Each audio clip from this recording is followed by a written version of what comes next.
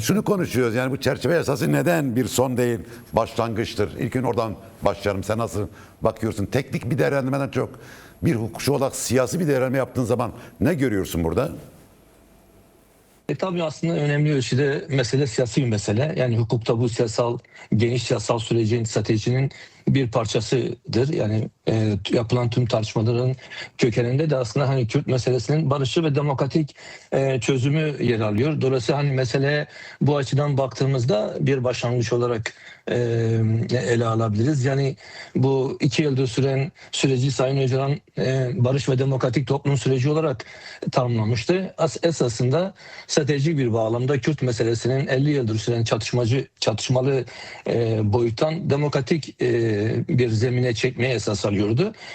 Yani bu amacın getirdiği siyasal ve hukuksal düzenlemelere ve girişimlere ihtiyaç vardı.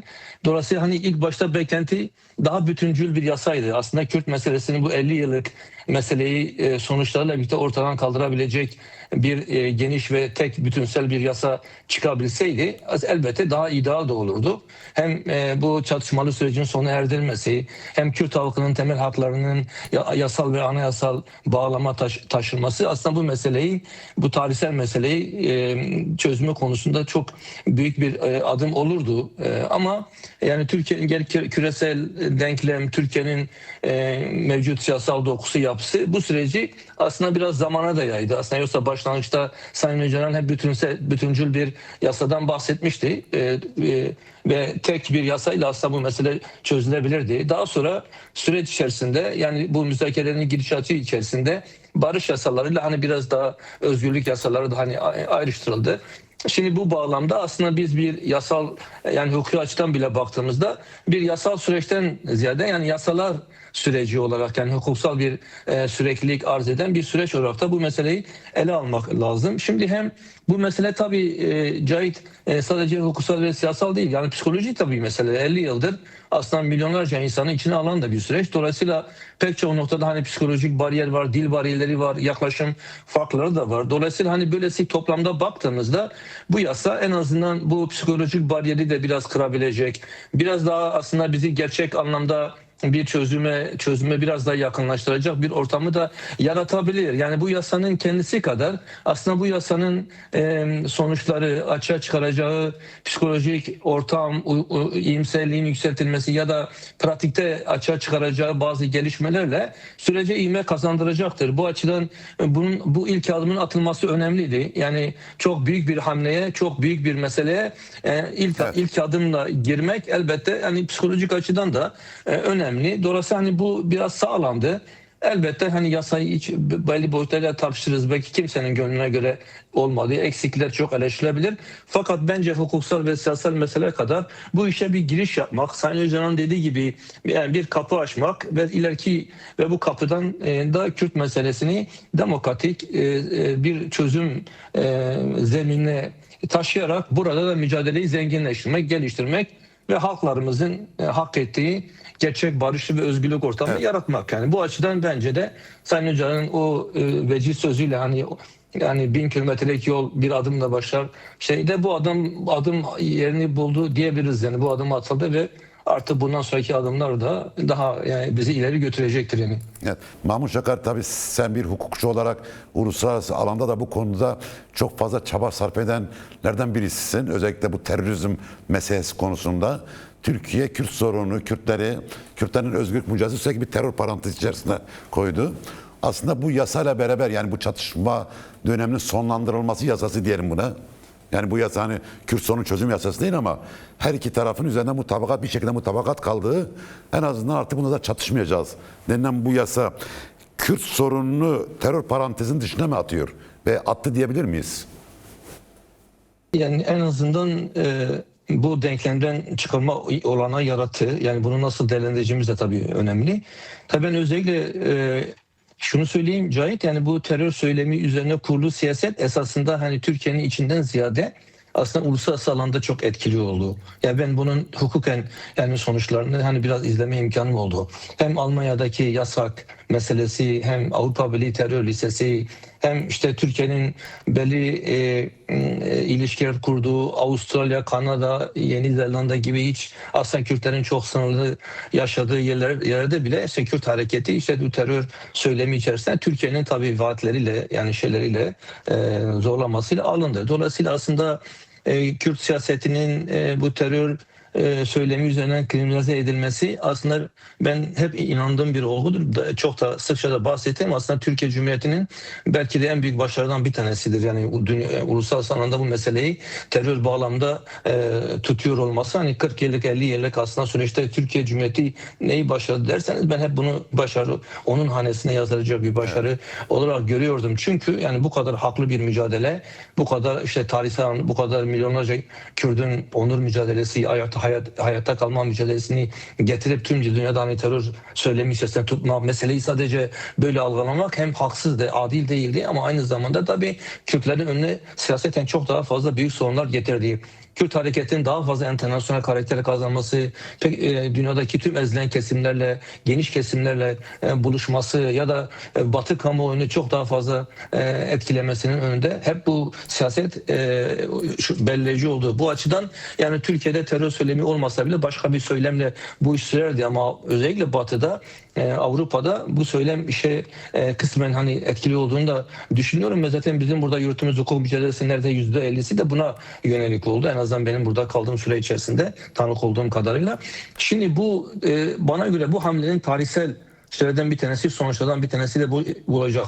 Hatta iki önemli sonuç. Bir tanesi yani bu meseleyi gerçekten terör bağlamından koparıp gerçek anlamda farklı bir onu anlamsızlaştıracak. Bu söylemin maddi zemini ortadan kaldıracak ve Kürt hareketine sadece Kürtistan özgürlük mücadelesine, Kürt toplumunun bu onurlu mücadelesine sadece Türkiye'de değil, ortada değil aslında bütün küresel zeminde büyük bir o alan da açılacak. Yani bunu önemsiyorum. Bunun sonuçları bence en önemli sonuçlarından bir tanesi bu olacak.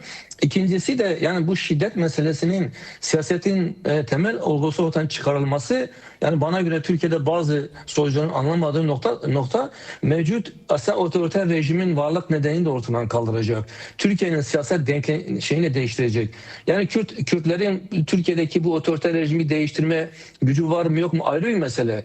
Ama kendisini silah üzerine kurmuş, şiddet üzerine kurmuş, terör söylemi üzerine kurmuş bir siyasetin üzerinde yükseldiği zemini çekip almak, bu siyaseti boşlukta bırakmak aslında Türkiye'yi de çok daha demokratleşmeye de açıyor da. Bu iki noktada bana göre hani Kürt meselesinin çözümü konusunu ayrı bir mesele ama terör ve şiddet olgusu üzerine yükselen Türkiye'de ve Türkiye dışındaki bu süreci ben bu hamlelerle bu süreç özellikle bu ilk adım ve bundan sonraki adımlar bu açıdan bence tarihsel sonuçlar olacak diye düşünüyorum. Evet, tabii Mahmut burada biz sıfırdan başlamıyoruz. Yani diyelim ki tamam silahlı mücadele vardı.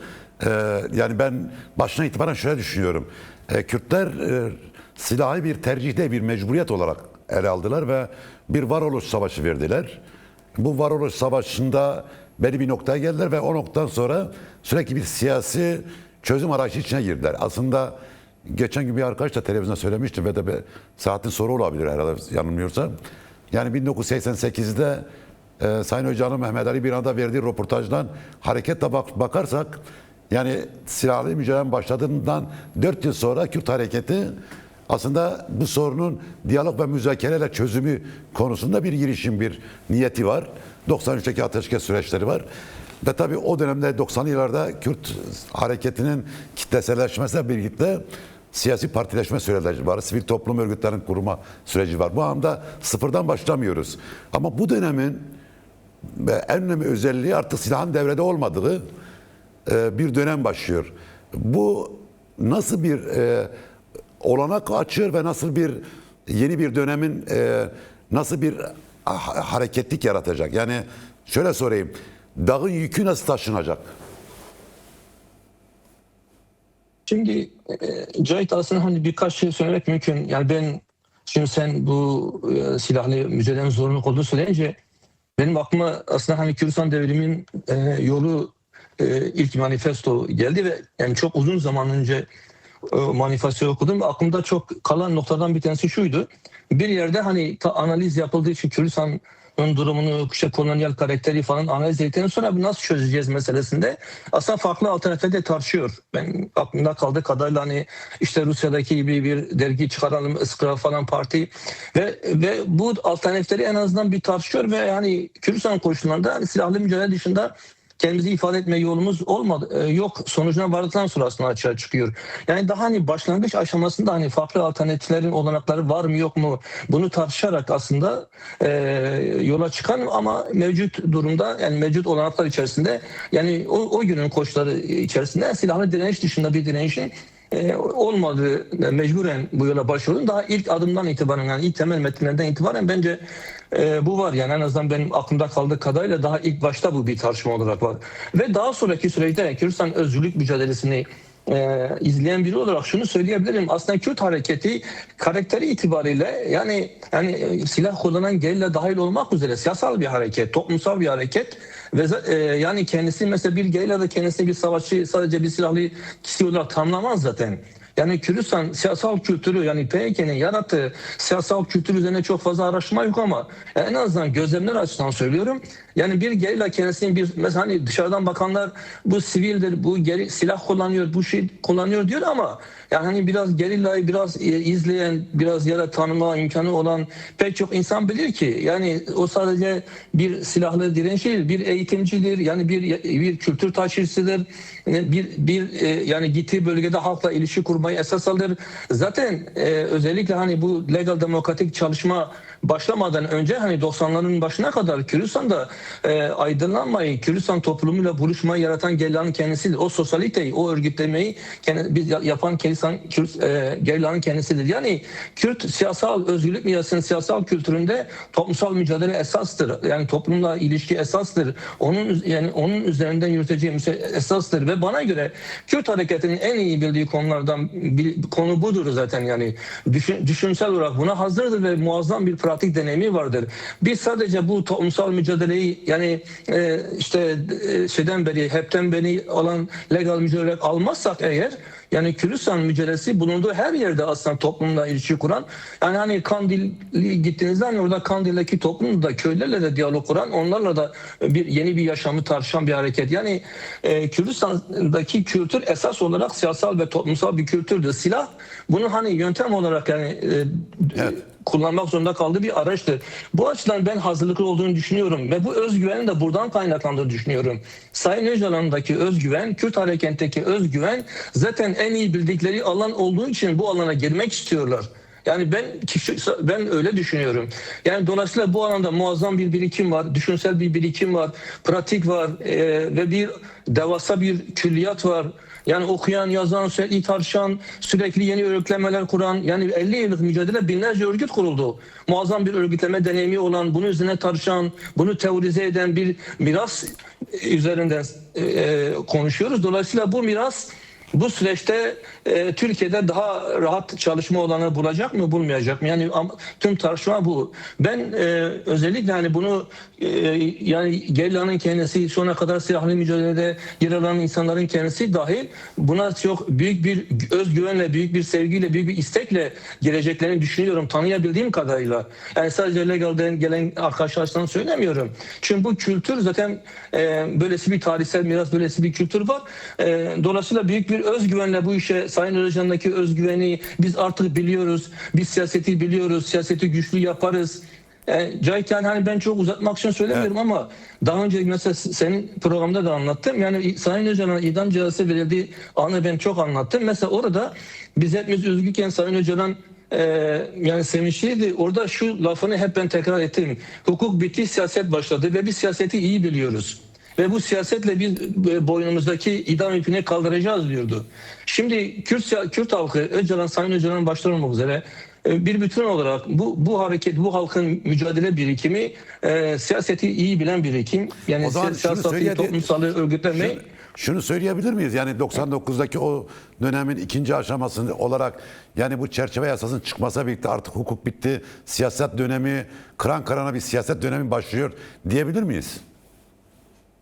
Evet, aslında hani o dönem eksik kaldı. Bak mesela Ahmet de bilir, hani ben bazı toplantılarda bunu çok karşılaştım. 99 süreciyle bugün süreci. Aslında bugün yapmak, Sayın Hoca'nın o dönem yapmak istiyordu. Hani barış grupları biliyorsun, manifestolar, işte yani silah şeye çıkarma, sınır dışına çıkarma, PKK'si. Bugün bildiğimiz pek çok şeyi Sayın Hoca'nın o dönem yaptı. Ama o dönem hem küresel atmosfer, hem Kürt toplumunun içinde bulunduğu ruh hali, hem Türkiye'nin kendisini, Türkiye'nin yaklaşımı buna imkan vermedi ve 2001'de de bu 11 Eylül saldırısıyla birlikte küresel terör konsepti şeye girince Türkiye'de bu süreçten faydalanmak ve Kürt meselesini tekrar şiddetle çözmek istedi. Yani aslında biz Sayın Öcalan'ın temellerini özellikle o dönemde attığı bir şey çok daha uygun bir ortamda, Kürt halkı için çok daha uygun bir ortamda, mücadelenin yükseldiği, genişlediği, Rojava gibi tecrübenin olduğu, işte şimdi Rojava gibi bir pencerenin açıldığı bir tarihsel dönemde ve 50 yıldır hazırlanan bir sürece bu işte giriyoruz. Yani benim zaten bu yasa metninden ziyade güvendiğim budur. Yani kendi bu birikim, bu tarihsel tecrübe, bu yaklaşım.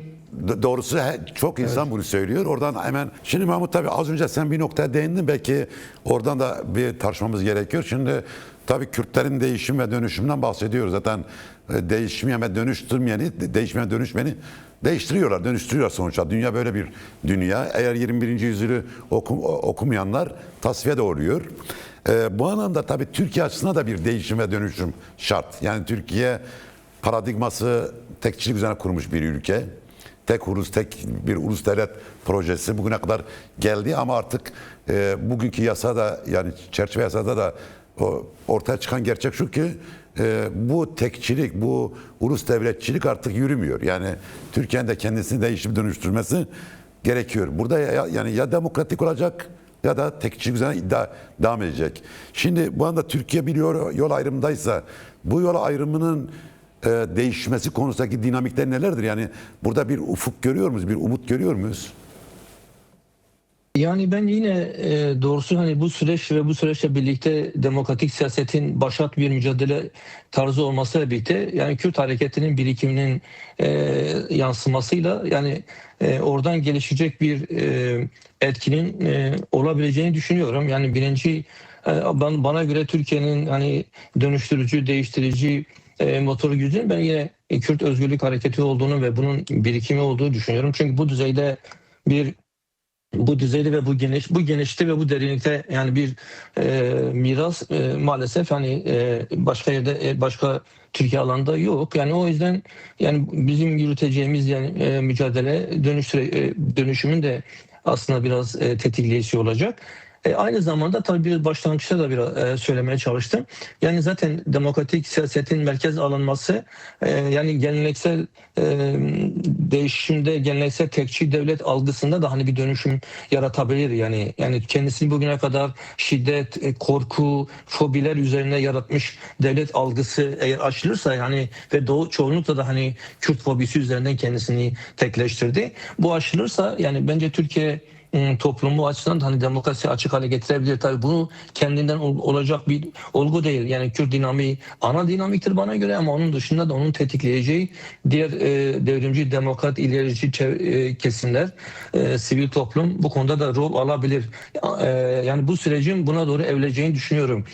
Onun dışında hani biraz önce Cahit hani ben siyasetten de bahsettiğimde özellikle hani toplumsal siyaseti kastediyorum. Yani bir parti siyaseti değil yani Kürt hareketinin birikimi toplumsal siyaset ve bana göre siyaset esas olarak toplumsal siyasettir. Buradan kastım şu yani hani örneğin kadın cinayetle yani toplumsal siyaset yani sorunları çözen toplumun karşılaştığı sorunlarla yüz yüze gelen ve bunu çözen bir siyaset. Örneğin hani kadın cinayetlerini durdurma noktasında ne yapacağız?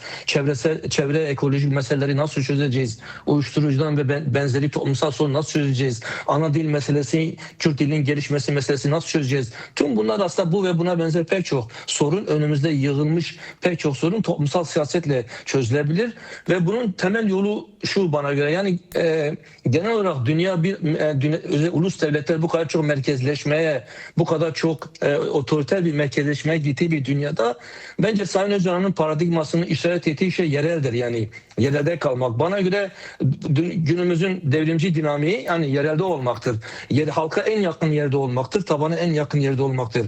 Küresel alanda bir taraftan merkezleşme, şiddet eğilimi, ulus devlet ve otoriteleşme gelişirken alternatif hareketler kendilerini yerelde ifade etmek durumundalar. Ve bence bu öngörü zaten Sayın Öcalan'ın demokratik toplum paradigmasında var. Ve zaten en fazla vurguladığı nokta yerel. Yani mesela zaten komün kavramını sembol olarak vermesinin nedeni de bu. Toplumsal siyaset en aşağıdan başlamak üzere halkla buluşan, halkın sorunlarını çözen ve örgütleyen, aslında kendi ana coğrafyasına kendisini gerçekten güçlü bir şekilde yerleştiren bir siyaset. Zaten bu bence aynı zamanda hani en önemli güvence de budur. Ama elbette diğer diplomatik siyaset ya da legal siyaset yapılmayacak anlamda söylemiyorum. Ama bana göre temel hem çağın gittiği nokta bu, yani temel bu yerelde kalmak, hem de bana göre hani Kürt toplumunun bu kadar büyük bir birikim bu süreçten eğer demokratik siyasete dahil olursa, yani demokratik siyaseti Kürdistan coğrafyasında yerelden başlamak üzere, en aşağıdan başlamak üzere yeniden inşa etme kapasitesini ortaya çıkacak. Bu başlı başına hem Kürt meselesinin çözümde ciddi bir güç, irade, inisiyatif çıkacak, hem de Türkiye'nin demokratikleşmesine de bence muazzam bir etki gücü olacak yani. Evet. Şimdi Mahmut, Ahmet'in bıraktığı yerden şöyle bir soruya devam etmek istiyorum. Çünkü bu bazı Kürt marjinal gruplar tarafından çok kaçınan bir soru. Şimdi Kürtlerin coğrafyası, bölünmüşlük olmaları onları bir başka şeyle karşı karşıya getirdi. Yani İran'da eğer Kürt sorunu konuştuğun zaman, yani İran'ın demokratikleşmesini konuştuğun zaman mutlaka Kürt dinamiği gündeme geliyor. İşte Irak'ın nasıl şekilleneceği konuştuğumuz zaman Kürt dinamiğini konuşmadan bu olmuyor. Yani Irak demokratik mi olacak, yoluna demokratik olarak mı devam edecek? Mevcut 2005 Anayasası'na uygun hukuk devleti mi olacak, yoksa başka bir şey mi olacak? Kürtler konuşulmadan olmuyor. Suriye'deki mesele de öyle. Suriye'de şu anda Kürtler Suriye'nin demokratikleşmesi ve de Suriye'nin demokratik bir devlete dönüşmesi açısından en belirleyici, önemli aktörlerden bir tanesi. En azından paradigma düzeyinde böyle. Türkiye'de böyle, ama bazıları şöyle söylüyor. Ya bize ne Türkiye'nin demokratikleşmesinden, bize ne İran'ın demokratikleşmesinden, bize ne Irak'ın Sanki biz uzayda yaşıyoruz. Böyle bir fikriyet de var. Bir parça da oradan da konuşalım, çünkü bu bence hani oturalım bir şey yapmayalım anlamına gelen bir cümle gibi geliyor bana. Evet, yani şimdi eğer şey olsaydı, hani Kürt meselesinin denklemi farklı temelde olsaydı, yani belki bahsedilen eleştiri kısmi olarak bir hak vermek gerekebilirdi. Yani genel olarak tüm ulusal meselede Cahit, yani benim görebildiğim kadarıyla yani iki temel çözüm yöntemi var. Yani bir tanesi ya gerçekten hani ayrı bir ulus devlet inşa etme ve kendi kendi sorunlarıyla uğraşma, hani kendi içinde yapma, ya da eğer bunun olanakları ya da bunun stratejik ve koşulları yoksa, ya böyle bir yola gidilmiyorsa da siz birlikte yaşadığınız toplumu ya da sistemiyle demokrasileşmek zorundasınız. Kendi coğrafyanızda kendinizi korumak, yani hani sosyalist bir yaklaşım bir kenara bırakarak söylüyorum. Yani halkların ortak yaşamı, o bakış açısını bir kenara bırakıyorum. Yani eğer biz bu coğrafyada, bulunduğumuz coğrafyada kendi temel haklarımızla özgür ve güvenli bir şekilde yaşamak istiyorsak, Türkiye'de ise ki Türkiye'nin de hem Türkiye toplumunun demokrasi açık hale getirilmesi hem de devletin de demokratikleşmesi gerekiyor ki biz aslında kendimizi de güvence altına alalım. Yani bu Kürdistan'da özel ya da yerel bir yönetim ya da özel ya da federal ya da herhangi bir statü, eğer merkez devlet ya da kolonyal devlet eğer demokratik dönüştürülmezse ya da merkez devlet demokratikleşmezse korunamaz zaten. Yani hani sadece Kürt toplumunun yaşadığı coğrafyadaki haklarından bahsedip merkez toplumu, devleti görmemek zaten yani eldekini de kaybetmek anlamına da gelir. Yani bu açıdan hani bir zorunluluk var, bir mecburiyet var. Şeyin dışında yani bu daha sosyal, daha internasyonel bir bakış açısının dışında hani böyle bir zorunluluk var.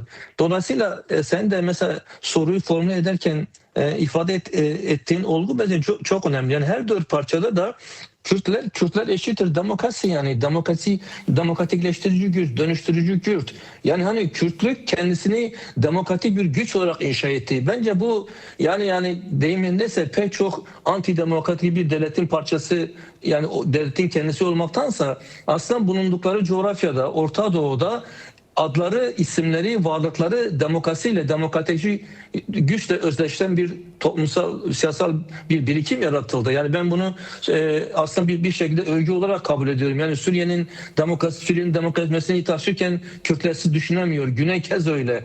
İran hedefte ve İran nasıl Molla rejimi nasıl değişecek? İşte Kürtler var. Türkiye'de Kürtler olmadan bir demokratikleşecek durumda değil. Kürtlerin parçalanmışlığı, yani bu tarihsel talihsizliği diyelim, hem kendilerini bir demokratik çağın bir demokrasi gücü haline dönüştürdü. Bunu yani negatif bir nokta, dezavantajlı bir noktayı Kürdistan özgürlük mücadelesi, özellikle Sayın Öcalan, Rebel Öcalan fikriyatı bir avantaja dönüştürdü. Bulundukları her yerde demokratik bir güç haline geldiler, dönüştürücü bir güç haline geldiler. Birlikte yaşadıkları halkları da dönüştürücü güç haline geldiler. Dolayısıyla Orta Anadolu'nun demokratik dinamiği haline geldi Kürt halkının kendisi. Evet. Yani böyle bir realite var. Bu açıdan yani Kürdistan'ın iç demokrasi ne kadar bizim için önemliyse, İran'ın demokratik olması da, Türkiye'nin demokratik olması da bir o kadar önemli. Çünkü bunu ayırmak mümkün değil yani. Arada bir sınır yok. Arada hani şeyler yok. Birbirine ulaşma durumu yok. Dolayısıyla bu böylesi bir model, böylesi bir tarihsel realite içerisinde her iki yerin de birlikte düşünülmesi bence siyasetin doğası gereğidir yani. Mahmut, sen de nasıl bakıyorsun? Ortadaki kriz ve kriz dinamikleri bu süreci nasıl etkiliyor ve Türkiye meseleyi doğru okuyor mu? Ve burada Kürtlerin bir aktör olarak Orta Doğu'daki coğrafyadaki rolleri itibariyle. Evet. Aslında hani Ahmet iyi ifade etti. Ben de hani sadece ek olarak yani şeyi söyleyebilirim. Yani uzun zamandır hani biz Kürt meselesini yani biraz bir dört parçaya parçalanmış bir coğrafyayı, yani Kürdistan gerçeğini hep böyle dört ülke gerçeği olarak tarif ediyoruz. Aslında ben yani uzun bir süre dedim. Yani yaklaşık son 10 yıldır aslında hani neredeyse Kürdistan belli açıdan bakımda bir tek parça gibidir. Yani özellikle Türkiye ilişkileri açısından. Türkiye Kürdistan'ın yani en az 3 parçasında, kuzeyi de Rojava'da, güneyi de yani domine eden, etkileyen, orada çözümsüzlüğü derinleştiren, onu Kürdistan'ın diğer 2 parçası üzerine de tahakküm kurmak isteyen, orada da Kürtlerin gelişimini engelleyen bir siyaset izledi. Evet. Yani bizim çöktürme stratejisi denilen nokta aslında hani biraz sadece kuzeyi parçasını etkileyen bir nokta değildi. Aynı şekilde hani olası bir İran Rojava'yı da içine alan. Yani bu açıdan baktığınızda hani Kürdistan toplumunun geleceği açısından Türkiye faktörü önemli yani. Türkiye'nin hem gücü küresel, askeri siyasi gücü küresel NATO üyesi olması, aynı zamanda hani Kürt meselesinin tüm parçalarını domine etme, etkileme çabası. Dolayısıyla onlarla kuracağımız ilişkinin tüm Kürtleri de etkileyeceği anlamına da geliyor. Şimdi bu açıdan baktığımızda hani bugün örneğin tam bu tartışmaları yürütürken aynı zamanda Şam'da işte yani Mazlum Abdi, İlham Ahmet Şara ile görüşüyor. Eş zamanlı olarak görüşüyor. Yani Neçirvan Barzani işte şeye geliyor. Yani Şam'a geliyor. Yani o bahsettiğimiz o denklem artık aslında siyasi anlamda hani Kürdistan'ın belli bir noktada hani tek parça gibi davranmak durumunda kaldığını görüyoruz. Bunun da temel faktörü bence hani Türkiye'nin özellikle son yılda kat ettiği mesafe ya da aldığı siyasal tutum, eski kendi içinde kendi Kürdistan parçasıyla sınırlı bir siyaset değil de onu aşan ve tüm Kürdistan parçalarına etki eden siyaseti bence yani günün bizim şu an yaşadığımız gerçekliği ifade ediyor. Dolayısıyla burada kurulacak ilişki yani bence Kürdistan hem 4 parçasına hem de zaten toplamda bu Orta Doğu merkezi de ediyor. Bunu da etkileyecek. Umarım yani bir parça ben de anladıklarını Ahmet gibi düşünüyorum. Yani konjonktüreldir, doğrudur ama şöyle bir yaklaşım var yani hani gerek Suriye'nin entegrasyondaki yaklaşımı da öyledir. Yani Türkiye'nin daha böyledir. Anlıyor, tamam diyor, ben inkardan vazgeçiyorum ama hani Kürtlerle ilgili de hani çok sınırlı, neredeyse hiç bir temel hakkını tanımadan Kürtlerle o ilişkiyi geliştirmek istiyor. Mesele hani Kürtlerin bu ilişkide Kürtlerin yeri meselesi. Evet, ama şöyle bir durum var mı yani Türkiye bu meseleyi böyle geçiştirerek Orta Doğu'daki bu krizde krizde Kürtleri görmezden gelerek yoluna devam edebilir mi? Yani çünkü ortadaki Yok, altı sonuç devam ediyor ve bu onu altı- görecek ama nasıl görecek Cahit? Yani nasıl görüyor? Hani belli bazı hani çok basit bazı adımlarla bu meseleyi çözdüm demek istiyor. Yani Kürtlerin de hani temel haklarıyla buluşmasını izin vermeden, yani bir statüye kavuşmasına izin vermeden, yani bu noktada hem Suriye'de şu mesela entegrasyon tartışmasında niye orada kriz yaşanıyor? Bilemez, örneğin Kürt dili, Kürtlerin statü meselesi orada önemli. Orada da hani anayasada tanınma sorunu var. Burada da böyle.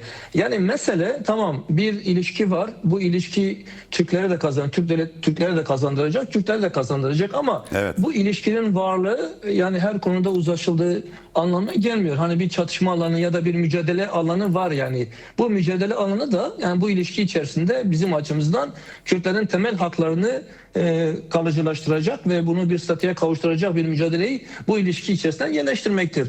Yani mantalite farkımız biraz da bu meseleyi ele almakla bağlantılı. Ama toplamda baktığınızda yani Bahçeli'nin de ifade ettiği, Erdoğan da yer yer ifade ettiği, işte Kürt Türk, bazen Kürt Türk, Arap, bir daha yukarıdan bir stratejik bakış açısı devletin de bir kanadında var.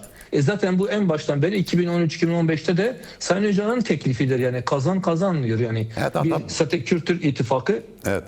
Ama Orta Doğu gibi kriz bölgesinde bu ilişki eşit bir hukuka dayandırılmazsa çok patlamaya ve kriz Evet. olmaya devam eder yani. Kalıcılaşmaz. Bence Evet. işte sorun oradadır. Yani bu ilişkiyi eşitsiz, çok eşitsiz bir notadan daha eşit bir notaya getirme Evet. bence bizim şu an mücadele gerekçemiz yani. Bir cümle ben aslında bu sürecin sadece Kürt Özgürlük Hareketi, Sayın Öcalan değil, bütün Kürt dinamikleri yani Başur, Rojava, Roşlat dinamikleri de, farklı parti ve örgütler de, işte Federal Kürdistan Yönetimi de, YNK'de, KDP'de destek veriyor. Yani bu sürecin bir şekilde bir tarafında duruyorlar. Yani Destek vermekle birlikte bir şekilde içinde olmaları gerekiyor. evet, işin olmalı gerekiyor. Yani böyle bir durum da var, yani onu da söylemek gerekiyor. Bu az önce Mahmut'un dediği Evet. Türkiye'nin jeopolitik durumu itibariyle de böyle bir şey isteniyor. Evet, bir şey söylemek istiyorsun Mahmut. Evet, aynı zamanda Cahit, bu süreç yani Kürtler arasındaki diyaloğu bence bugüne kadar gördüğümüzden en üst düzeye yükseltecek. Yani tüm parçalar arasında özellikle toplumsal ilişkileri, yani hani mesela yumuşam olursa, Nusaybin kapısı açılırsa, yani örneğin yani Kürtlerin kendi içinde, yani sadece siyaseten söylemiyorum, siyasi birlik açısından söylemiyorum. Aslında Kürt ilişkileri, kendi iç ilişkileri de bence bu süreç gelişirse görebileceğimiz en yüksek seviye Nokta çıkacak. çıkacak. Yani bu Evet. olanı da görmemiz gerekiyor.